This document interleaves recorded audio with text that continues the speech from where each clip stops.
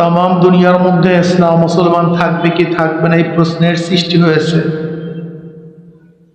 যে জীবনে মানুষ নেকের কাজ ছাড়তেছে, গুনার কাজ ধরতেছে, শুধু গুনার কাজ ধরেই না বরং গুনার কাজে প্রতিযোগিতা শুরু করছে কে কার আগে জাহান্নামে যাবে। যে জীবনে মানুষ ইসলামকে পছন্দ করে না বরং নামধারী মুসলমান ইসলামের সবচেয়ে বড় দুশ্মন হয়ে গেছে। যে জমানে ইসলামের নামে হীন এমন কোন ভণ্ডামি নাই যা করা হয় ইসলামের নামে। ধোঁকাবাজি, মিথ্যা, 2 নাম্বারি, 6 নাম্বারি, বেনাম্বারি, এমন কোন অপরাধ নাই যে ইসলামের নামে করা হয় না। যে জমানে মানুষ গুনাহকে ন্যাক মনে করে, গুনাহকে আর ন্যাককে খারাপ মনে করে, গুনাহকে ন্যাক মনে করে। যে জীবনে মানুষ তাসকিয়া আত্মশুদ্ধির ব্যাপারে এত গাফেল, এইটার প্রয়োজনীয়তা আছে বলেই মানুষ মনে করেন এটার দরকার আছে, এ অনেকের ধারণাই নেই। বরং তাসকিয়া সম্পর্কে, ইলমে তাসাউফ সম্পর্কে আলোচনা করলে অনেকে হাসি তামাশা মনে করে, ঠাট্টা বিদ্রুপ মনে করে। মানুষ কান্নাকাটি করলে সবাই তাকায় থাকে, ব্যক্তি কান্দে করে, যদি বলে হ্যাঁ, আর এক দলে আহু করতে করতে মানুষের সমাজ নষ্ট করে। সবই জ্ঞান, মানে কোন জায়গায় সবই জ্ঞান,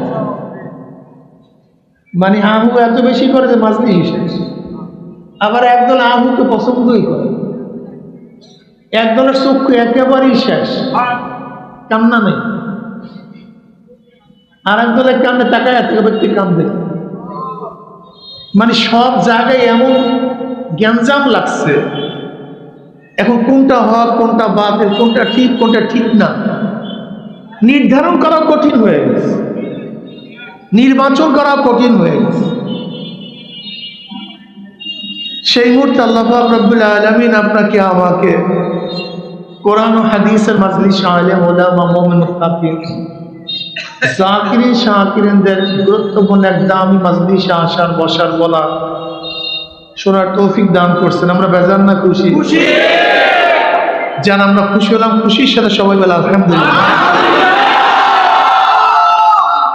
আপনাকে অবশ্যই মনে রাখতে হবে, তৃষ্ণা যদি লাগে, পানির পিপাসা লাগে, টিউবওয়েল আপনার কাছে আসবে না, আপনাকে টিউবওয়েলের কাছে যেতে হবে। পানি আপনার কাছে আসবে না, পানির কাছে আপনাকে যেতে হবে। পানি আপনার হাতে উঠবে না, আপনাকে কষ্ট করে পানি হাতে উঠাতে হবে। যদি আপনার এলেম শিখতে হয়, এলেম জানতে হয়, মাদ্রাসা আপনার কাছে যাবে না, মাদ্রাসা আপনাকে যেতে হবে।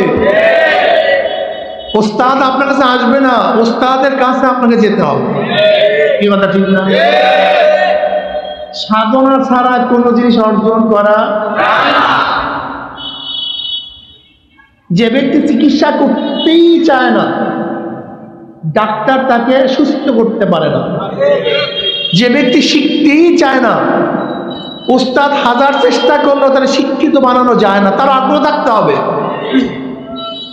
ঠিক দিনের জন্য, ইসলামের জন্য আপনার আগ্রহ থাকতে হবে, হেদায়েতের জন্য আপনার আগ্রহ থাকতে হবে। এজন্য আল্লাহ পাক কি বলছেন? ওয়াজাহিদু ফিল্লাহি হাক্কা জিহাদি, আল্লাহর রাস্তায় চেষ্টা করো, চেষ্টা করার মতো সর্বোচ্চ চেষ্টা।